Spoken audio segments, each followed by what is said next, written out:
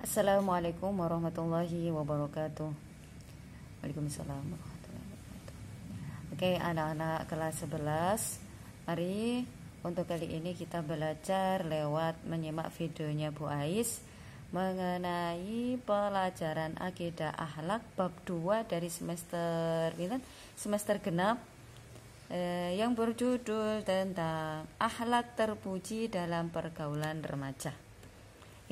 Tapi sebelumnya Bu Ais minta maaf, nanti mungkin Bu Ais kadang fokus di HP, di video, kadang fokus di laptop karena materi yang Bu Ais sampaikan itu ada di buku digitalnya Bu Ais di laptop.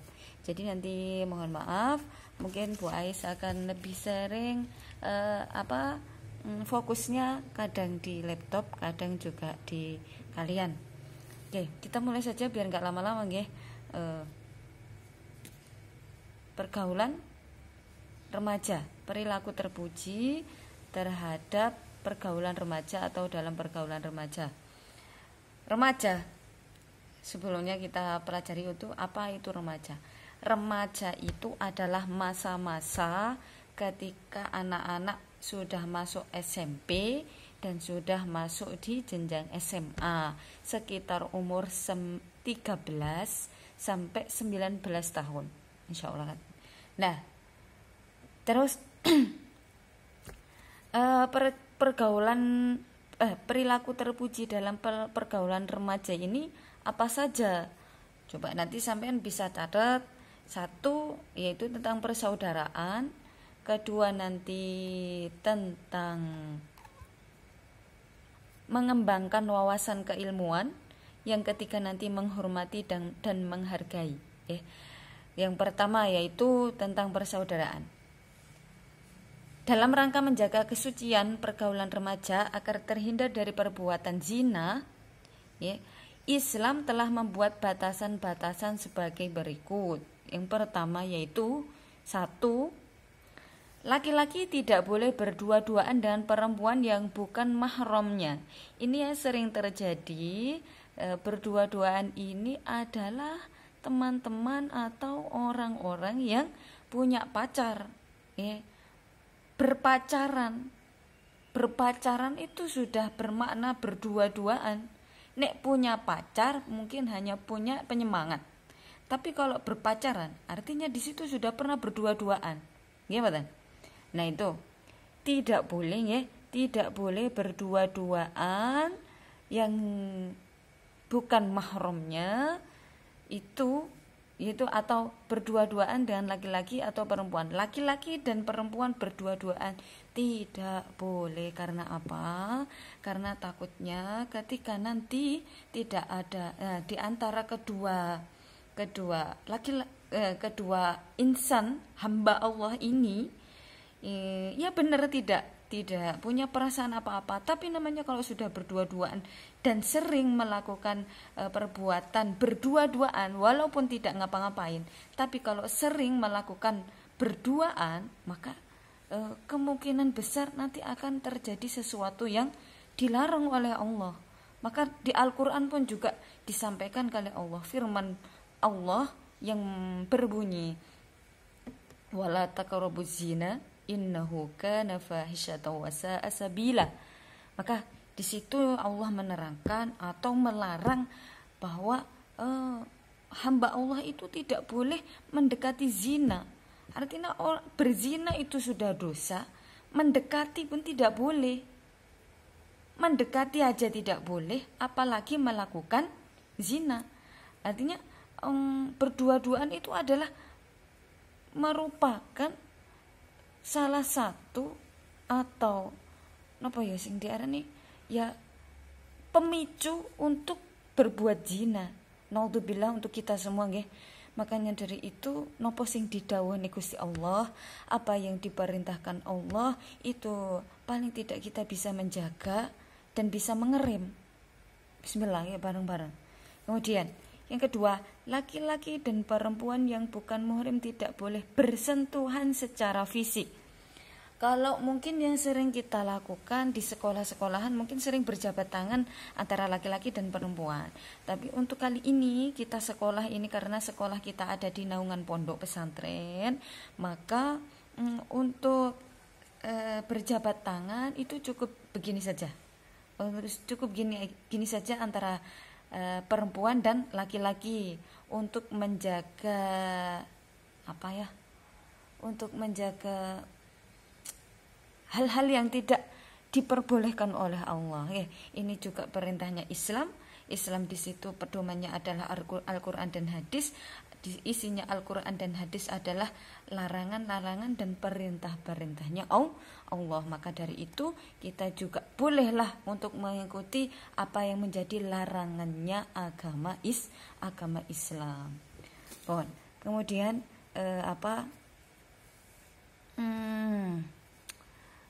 perbuatan atau batasan-batasan persaudaraan, yaitu mengembangkan wawasan keilmuan. Kalau kemarin ngaos abi kiai kita Kiai Asrori, beliau mengatakan atau beliau dawuh itu dari beberapa mata pelajaran yang ada di sekolahan atau di madrasah, itu pasti murid itu ada salah satu di antara mata pelajaran yang paling disukai. Nah, untuk itu yang mana mata pelajaran yang kalian sukai, itulah yang kalian dalami. Karena apa? Karena tidak mungkin dari semua mata pelajaran itu sampean kuasai. Pasti sing pinter bahasa Arab ya didalami bahasa Arab nahwu sorofnya. Yang suka kesehatan ya berarti ilmu IPA-nya, ilmu keilmuan IPA-nya didalami lagi. Yang suka berbicara bahasa Inggris mungkin bisa sering-sering lagi memperdalam lagi ilmu bahasa Inggrisnya. Itu wawasan keilmuan. Jadi kemampuan seseorang, kemampuan makhluk ciptaan Allah itu kan berbeda-beda.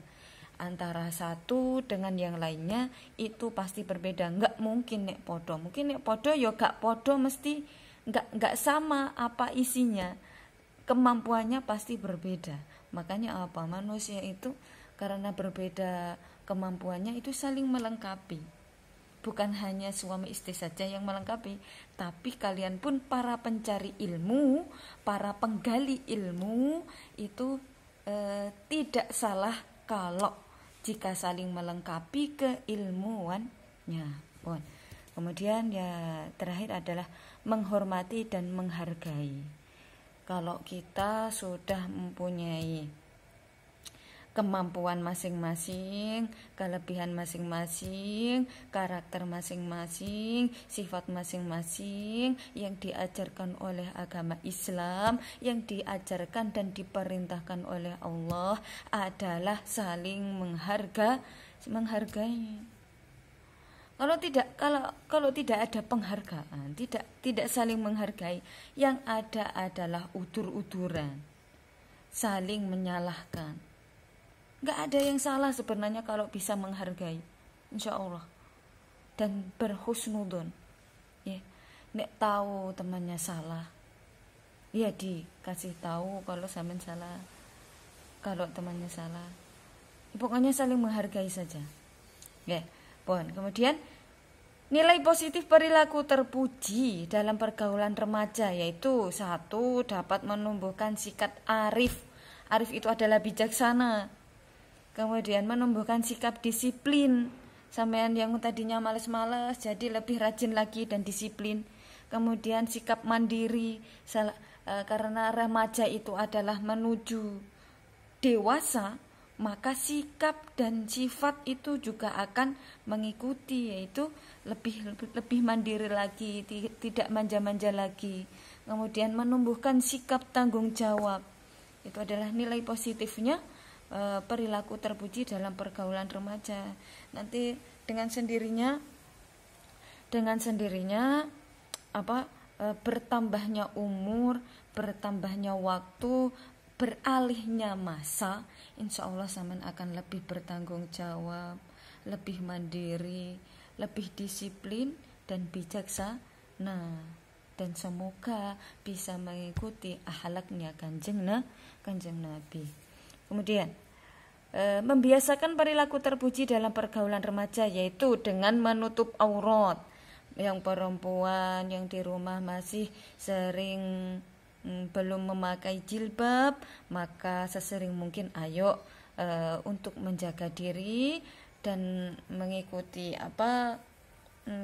perintah dan peraturannya agama, maka pakailah jilbab. Kemudian mengajak untuk berbuat kebaikan.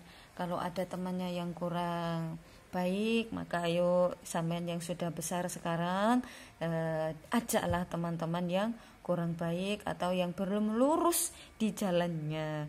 Kemudian membiasakan mengisi waktu luang dengan kegiatan yang bermanfaat. Yang tadinya masih sering HP-an ngegame, ya berarti dikurangi ngegamenya. Paling tidak kalau ada suara muadzin mengumandangkan azan, paling tidak HP taruh dan jawablah azan, kemudian bergegaslah mengambil air wudhu, kemudian sowan kepada Allah, dan di situ sampean berbicaralah melalui sholat, diakhiri dengan doa, permintaan sampean apa yang di dunia itu sampean wujudkan melalui doa-doa kepada Allah. Kemudian menghormati orang yang lebih tua dan menyayangi yang lebih muda. Tidak hanya yang lebih tua saja yang dihargai, yang dihormati, tapi anak kecil pun, umur yang di bawah kita itu juga patut untuk dihargai, dihormati, dimuliakan. Dan kanjeng Nabi pun juga seperti itu, mas mbak. Maka akan tumbuh Islam itu yang damai, Islam itu yang tentram. Karena apa? Tidak ada perbedaan antara yang lebih muda dan yang lebih tua, semuanya saling menghargai. Kemudian sikap santun dan tidak sombong.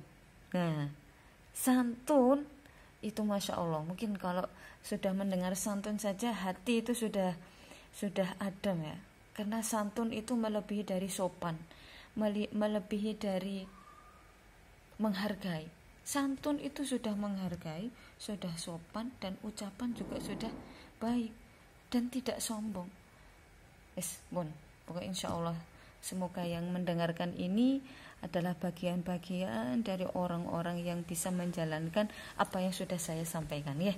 Terutama untuk anak didiknya Bu Ais kelas 11 MA plus Hikmatul Mubtadi. Kemudian perilaku tercela dalam pergaulan remaja. Perilaku tercela itu berarti artinya tercela itu kan tidak baik. Perilaku yang tidak baik terhadap pergaulan remaja. 1. Pergaulan bebas, free sex. Atau mungkin sering kita temui atau jumpai teman-teman sampean semua di sana yang sering mabuk-mabukan, sering berdua-duaan tadi, berpacaran nih. Kemudian tawuran, mengkonsumsi minuman keras, menyalahgunakan narkoba. Kayak tadi kembali lagi ke akhlak terpuji. Kalau ada di lingkungan kita seperti itu, paling tidak kita jangan ikut-ikutan. Kemudian yang kedua, kalau bisa kita meluruskan yang seperti itu. Meluruskan perilaku-perilaku yang tidak baik atau tercela di lingkungan kita. Nek mboten saged dengan nasihat, bisa sampean semua lewat doa ya. Karena kalau tidak mau diambil pusing ya kita doakan saja, semoga ya enggak semoga pasti Allah mendengarkan, dan kita yakin saja lingkungan kita akan semakin baik dengan perilaku kita, walaupun hanya perilaku yang kita gunakan adalah melalui doa saja. Nah, kemudian nilai negatif perilaku tercela dalam pergaulan remaja bertentangan dengan nilai-nilai ajaran agama. Pasti hilangnya budaya malu menimbulkan masalah kesehatan. Karena apa? eh, di zaman sekarang ini sudah terjadi, orang tidak banyak merasakan malu. Orang banyak melakukan kemaksiatan tapi dia tidak malu. Itulah zaman sekarang.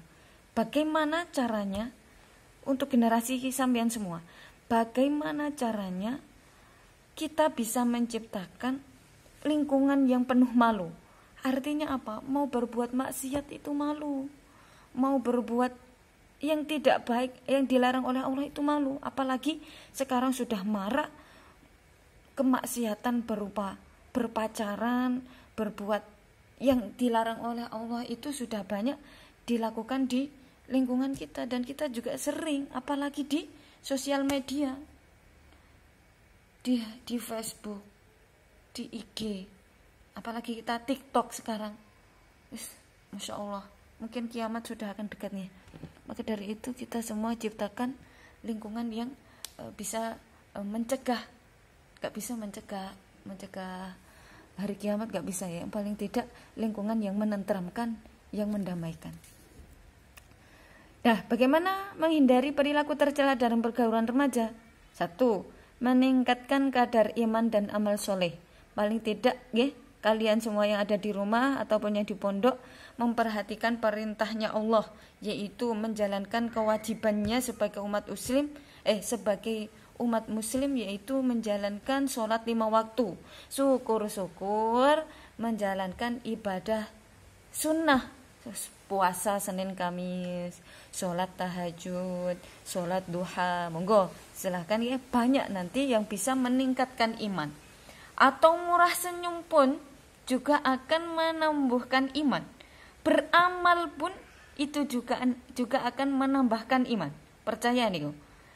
Sing mau nang masjid dina Jumat gak tahu amal lah 1.000, 2.000, kan 1 minggu cuma 1 kali. Nah itu kalau tidak melalui beramal, boleh dengan senyuman ketika melihat musuh. Ya jangan sampai ya punya musuh yang ketemu sama orang yang membenci sampean, paling tidak. Kan pasti ada yang seperti itu. Paling tidak kalau kita bertemu dengan orang yang membenci kita bisa tersenyum. Nah, insya Allah akan menumbuhkan iman. Karena apa? Senyum itu sudah mewakilkan hati. Nek hatinya tulus, ikhlas, insya Allah murah senyum dan awet muda. Ya, itu. Kemudian meningkatkan kualitas akhlak dan etika bergaul. Nek iman tadi sudah tertancap di hati, insya Allah perilaku akhlak akan mengikuti apa kata hati. Kemudian yang terakhir, mengatur waktu dengan baik.